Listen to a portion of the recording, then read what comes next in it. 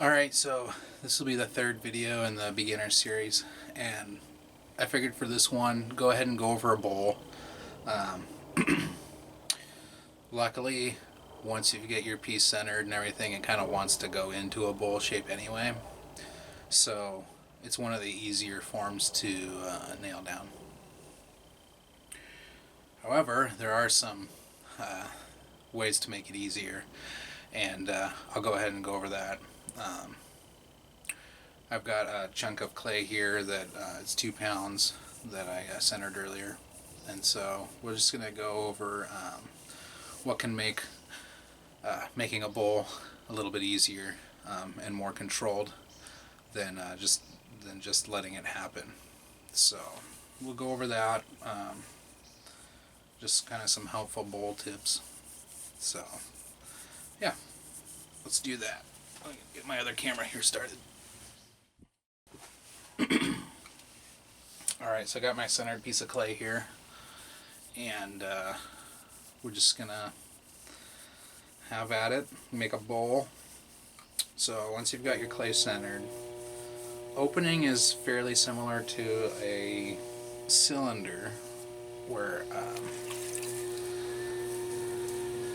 I start off center here and let the center pull my thumb in and get some water in there, and then just let it go down. Don't worry too much about the thickness of the bottom at this point. You can always trim the bottom of a bowl, so if you end up making it too thick on the bottom. So yeah, just have my thumb follow down there, and then I'll go ahead and the main difference when opening for a bowl is instead of making a 90-degree corner inside, you're going to want to, as you're pulling it open, you're going to want to come up a little bit so that the bottom inside stays bowl shaped. Okay. So once you've got it into a bowl shape down here in the middle, go ahead and compress it. So you're just taking clay from here on the side and pushing it down and into the middle, and you should get a little chunk of clay like this that comes out. So just go ahead and compress it a few times. When you compress a bowl, you're eliminating the chance of getting S-cracks. So just go ahead and give that a couple of nice compressions there. Now for a bowl, when we pull, get your sponge, go ahead and create a divot down there at the bottom. So when I pull, I'm pulling in a V shape, okay? The first pull, I'll pull in a kind of a straight up and down. So we're pushing more on the outside and just kind of guiding it on the inside, okay? So that that step is the same as a cylinder. But of course, you don't have the 90-degree bend inside. So now, for our second pull, we're going to pull in a V shape, okay? And what that does, if you immediately go into a bowl shape right off the bat, what you'll end up with is you're working on this top area up here, which is going to be heavy. You're going to be working on it way out here, and it's going to be able to flop really easily. So we don't want that. When you do it in a V shape like this, so once again push in at the bottom, but this time we're gonna pull in a V like this, okay? So a little bit more pressure on the inside hand, a little less on the outside hand, and just pull it into a V. Nice slow wheel speed, match your pulling speed to the wheel speed. Okay, that's your first pull in a V. We'll go ahead and do that a couple more times. So down at the bottom here, and then pushing out with your inner hand more than you are your outer hand, but still keeping it in a V shape like this, okay?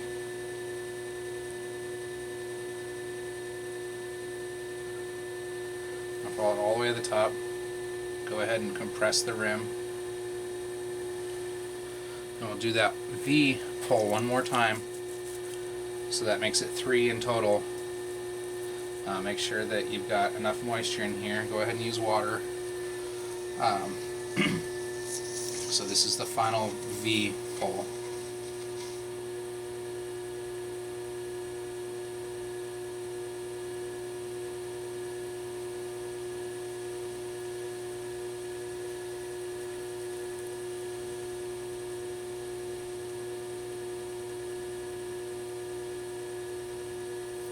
Okay, so now we've got this kind of cylinder at the bottom that comes out into a kind of more of a bowl shape. So now that we've got that, we can start making it into a bowl shape. So as you already know, clay wants to go into a bowl on the wheel, so we're just going to let it here.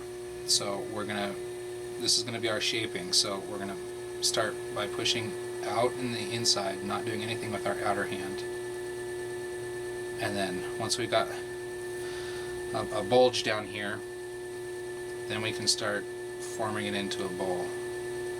By pulling it out, I'm doing most of the work with my inside hand, just kind of bracing with my outside hand. And we'll do that again, pushing out with the inner hand, and just following it up with your outer hand. So we're stretching it out into a bowl here. Okay, now once it's about like that, what I like to do is I have this triangle trim tool here, and I'm just going to cut the buttress off the bottom and kind of give the bottom the shape that we want here. And then you can just trim off that excess from the wheel head. Okay. Now, for the outside of the bowl, I like to use, this is just a steel rib. It comes in every Kemper throwing kit. It's probably my favorite tool, the most versatile tool. It's a rib, but also, it's a shaping tool. You can use it for putting lines and stuff, everything. Anyway, so I kind of bend it into a bowl shape with my hand, and then from the inside I push out against it, and this is another shaping step, and just slowly push it out a little bit more, using the rib as a guide for the shape,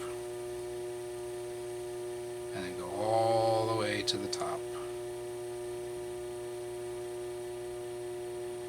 just like that. So now you can see it's more of a bowl shape, starting to really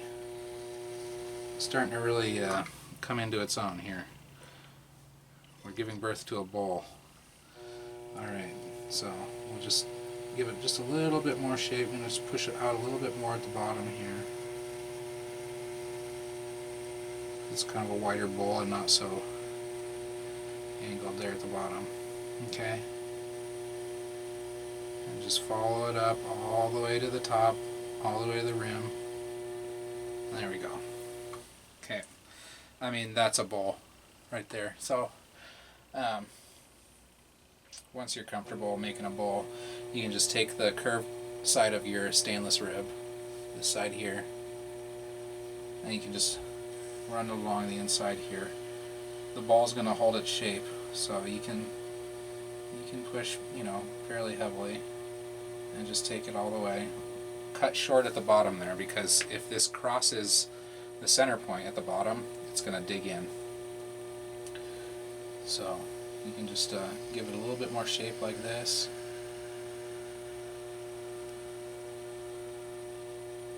and this is shaping from the inside. So once you get into like taller cylinder forms, you're going to be shaping from the inside too. So it's a really good skill to have. And the key is just keeping everything steady. And you just remove your slip from the inside with your sponge. If you need to shape a little bit more, you can just use your sponge like this.